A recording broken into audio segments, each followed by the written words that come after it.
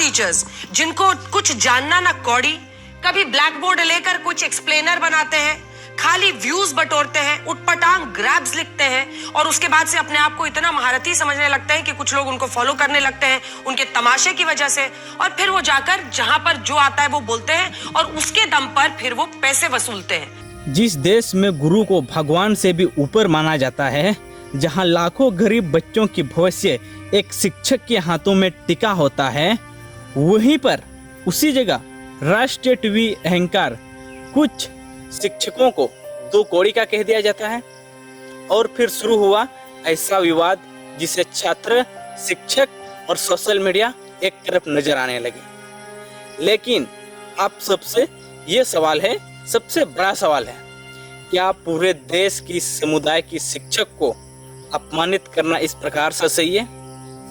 क्या शिक्षा देने वाले और सत्ता से सवाल पूछने वालों को निशाना बनाया जा रहा है मीडिया की ओर से?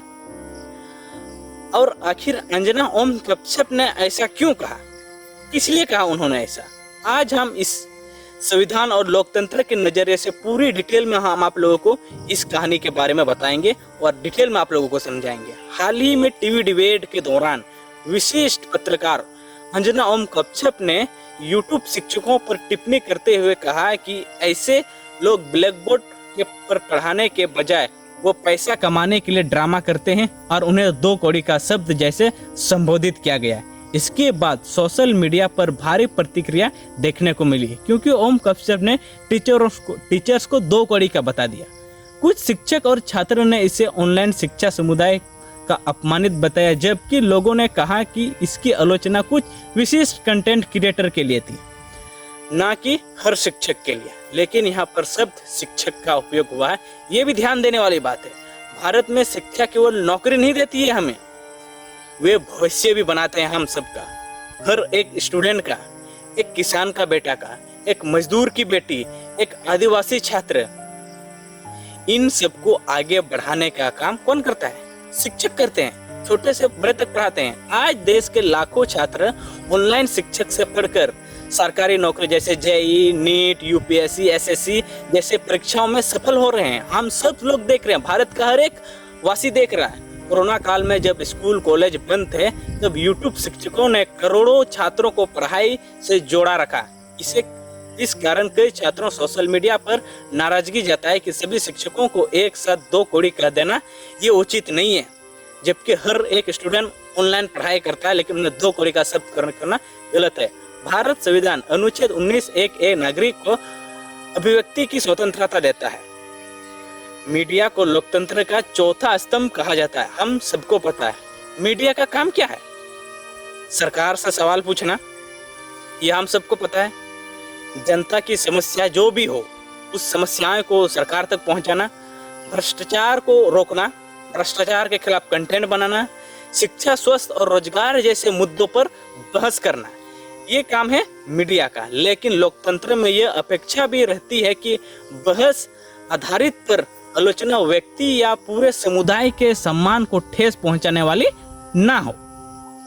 जब ये वीडियो वायरल हुआ तो अनेक क्षेत्र ऑनलाइन शिक्षक समुदाय लोगों ने प्रतिक्रिया दी। कई लोगों ने कहा कि आज यूट्यूब शिक्षकों को शिक्षा का गरीब छात्र तक पहुंचा रहा है, हर एक घर, गांव, गली में पहुंचा रहा है। महंगे कोचिंग संस्था की तुलना में कई शिक्षक मुफ्त या कम लागत में पढ़ाते हैं बच्चों को, हर छात्र को। सोशल मीडिया और विभिन्न ऑनलाइन समुदाय में बड़ी संख्या में छात्रों ने इस बयान का विरोध किया है, हम सब देख रहे हैं। यहाँ महत्वपूर्ण बात समझना जरूरी है, आपको भी और सबको समझना जरूरी है, हर यूट्यूब शिक्षक महान नहीं होते हैं। कुछ लोग गलत जानकारी भी फैलाते हैं, ये हम लोग जानते हैं, सोशल मीडिया का काम ही ऐसा है। कुछ केवल लोकप्रिय के लिए काम करते हैं, लेकिन क्या कुछ लोग की गलती के कारण पूरे शिक्षक समुदाय को एक ही तराजू में तोलना सही माना जाएगा? आप लोगों को क्या लगता है? यही सवाल इस विवाद में केंद्र में पड़ा हुआ है। लोकतंत्र चर्चा में का विषय है। जनरेशन अक्सर विवाद पैदा करते हैं हम लोग का, जब इस सब मुद्दा आता है। यह विवाद ऐसे समय सामने आया जब देश में परीक्षा प्रणाली, पेपर लीक और छात्र की समस्या पर चर्चा चल रही थी। इसी वक्त ये वीडियो को वायरल बनाया गया। क्या कोई ऑनलाइन शिक्षक मुद्दों पर खुलकर बोल रहे थे? आलोचकों का कहना है कि इस बहस का फोकस छात्रों की समस्या से हटकर शिक्षक पर चला गया। वहीं दूसरी तरफ लोग मानते हैं कि ऑनलाइन शिक्षा क्षेत्र की जवाबदेही पर सवाल उठाना भी जरूरी है। हम सबको ही पता है, एक शिक्षक ज्ञान देता है और एक पत्रकार जानकारी देता है। बस इन दोनों में यही डिफरेंट है। दोनों लोकतंत्र के लिए जरूरी हैं, मीडिया भी और शिक्षक भी। अगर शिक्षक नहीं होंगे तो शिक्षा कमजोर हो जाएगी, अगर पत्रकार नहीं होंगे तो जवाबदेही भी कमजोर हो जाएगा हम लोग। वैसे भी आजकल का जवाबदेही कोई सवाल पूछता नहीं है सरकार से। इसीलिए समाज को शिक्षक और पत्रकार के बीच संघर्ष नहीं बल्कि सम्मानजनक संवाद की जरूरत है। लेकिन अंजना कश्यप के इस बर्ताव के कारण ग्रामीण क्षेत्र और आदिवासी इलाकों में आज अच्छे स्कूल, कोचिंग संस्था हर जगह उपलब्ध नहीं हो पा रहे हैं, क्योंकि इन जैसे लोग सपोर्ट करते हैं, सवाल नहीं उठाते। ऐसे में मोबाइल फोन और इंटरनेट के माध्यम से यूट्यूब शिक्षक लाखों छात्रों के लिए अवसर बनाकर उभर आते हैं हम सब के लिए। कई छात्र पहली बार गुणवत्ता शिक्षक तक पहुंच पाए। इसी कारण ऑनलाइन शिक्षक को लेकर भावनात्मक और प्रतिक्रिया को भी देखने को मिली हम सबको। तो दोस्तों, ये विवाद केवल अंजना ओम कश्यप या यूट्यूबर्स टीचर का नहीं है, ये हम सबकी बहस है। हम सबको जवाब देना जरूरी है। ये बात है हम सबके सम्मान की, स्टूडेंट की सम्मान की, स्टूडेंट की शिक्षा की, ये हम सबों के लिए जरूरी है। ये बात है लोकतंत्र की। आप सब चुप मत बैठिए। सवाल ये नहीं है कि कोई पत्रकार सरकार से सवाल पूछता है या नहीं, हमें पत्रकार को जवाब देना जरूरी है। ये इस समय का अहम मुद्दा है। सवाल ये है कि क्या सार्वजनिक बहस में भाषा ऐसी होनी चाहिए जो पूरे शिक्षक समुदाय को मान सम्मान दिखाई दे, ऐसे शब्द का प्रयोग होना चाहिए आज के टाइम में। क्या आप देश के करोड़ों छात्रों की मेहनत को भी उसी नज़र से देख सकते हैं जिस प्रकार से अंजना ओम कश्यप देख रही है?